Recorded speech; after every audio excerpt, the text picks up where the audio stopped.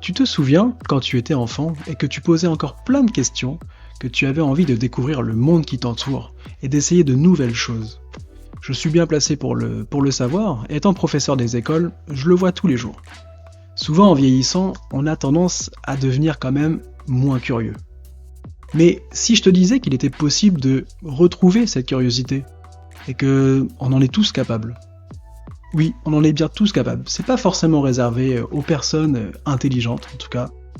Il suffit juste, je pense, d'être déterminé. Voilà. Il faut en avoir envie. On verra d'abord les raisons qui nous empêchent de cultiver cette curiosité, puis des conseils ou petites astuces, et enfin on finira par voir du coup en quoi c'est génial d'être curieux. Donc reste jusqu'à la fin de la vidéo si toi aussi tu as envie de progresser. La première raison qui nous freine selon moi, c'est que souvent ça paraît une mission un peu trop difficile. Tout savoir, tout connaître, ça peut faire peur. Mais justement, qui a dit qu'il fallait tout réussir d'un coup rapidement ? On a toute la vie pour ça. Et justement, il faut le voir comme une boule de neige en fait. Au début, elle est minuscule, et puis petit à petit, elle va grossir, et petit à petit, elle va devenir de plus en plus difficile à casser, et les bases vont devenir également solides. Il faut le voir comme ça, je pense. La deuxième raison, selon moi, c'est qu'on laisse trop les autres s'occuper de notre curiosité. Si ça vient de l'extérieur, si ça vient d'une personne extérieure, alors ça aura un impact faible, voire pas d'impact. En fait, cette motivation de comprendre, d'analyser, d'apprendre, d'explorer, voire même de chercher, eh bien, ça doit venir de toi. Ça doit venir de ta motivation personnelle. Et justement, si ça a du sens pour toi, alors là, ça aura un vrai impact. Et ça peut que s'améliorer dans le temps, petit à petit, voire même développer de bonnes habitudes.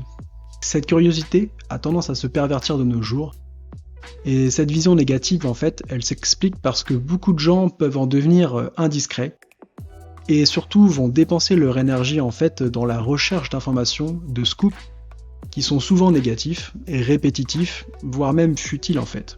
Et justement, à la fin, en fait, ça va servir à quoi ? Bien, à pas grand chose, je pense. Alors oui, peut-être que ça permet de t'évader, de te divertir, mais voilà, il faut comprendre que au fond, est-ce que ça t'aide vraiment à devenir une meilleure personne ? Est-ce que ça t'aide vraiment à voir le monde d'une manière plus belle, plus riche ? Eh bien, je ne pense pas. Alors, est-ce qu'il serait pas mieux, finalement, de dépenser son énergie autrement ? En tout cas, d'essayer. Bon, et alors, comment on pourrait faire pour tirer avantage de la curiosité ? Eh bien, déjà, c'est accepter qu'on ne peut pas tout savoir, tout simplement. Voilà. Et comprendre que même si on apprend une petite chose chaque jour, eh bien, à la fin de l'année, ça fait bien plus qu'on ne le pense. Et comme le dit si bien Fabien Olicard, 1 vaut mieux que 0. Et il faut vraiment voir ça comme un petit investissement, en fait, dans le temps, mais qui va durer et qui petit à petit va apporter ses fruits, quoi. Il faut aussi prendre l'habitude de poser des questions, tout simplement, de s'intéresser aux autres, de s'intéresser aux choses. Il faudrait arrêter d'essayer de faire trop d'hypothèses, de faire trop de suppositions, parce qu'en fait, souvent, eh bien, il en ressort une vision assez négative.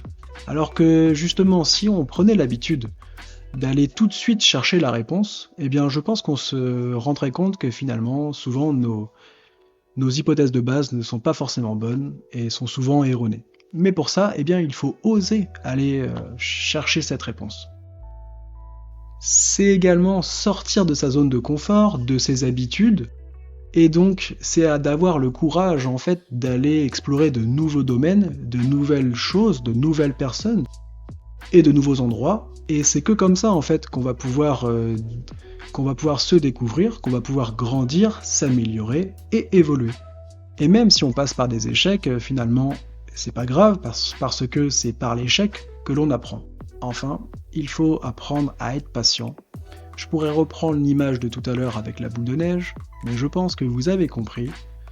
L'idée, c'est de se fixer un petit objectif atteignable, comme découvrir une nouvelle chose chaque semaine, ou alors une nouvelle chose chaque mois, mais dans tous les cas, il faut le faire à son rythme, mais par contre, fais-le.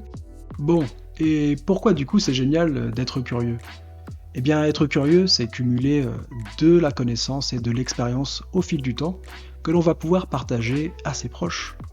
Et puis c'est aussi c'est chercher une réponse, et donc c'est avoir le plaisir de la trouver ensuite. Ça active le circuit de la récompense, qui nous libère de la dopamine, et justement, eh bien, ça va stimuler en fait l'envie de recommencer, et donc petit à petit, encore une fois, c'est certainement une habitude qui va se mettre en place. Et donc ce n'est que positif.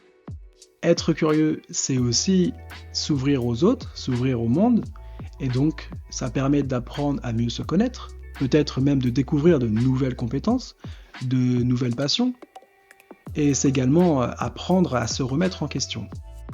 Bon, eh bien j'espère que mes paroles résonneront en toi et t'aideront à oser aller de l'avant.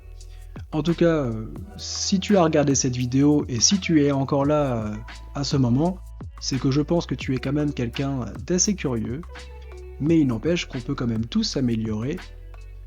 Il me reste une chose à te dire, eh bien déjà merci d'avoir regardé cette vidéo et pense à t'abonner si tu ne l'es pas, en tout cas si tu ne veux pas louper les prochains résumés.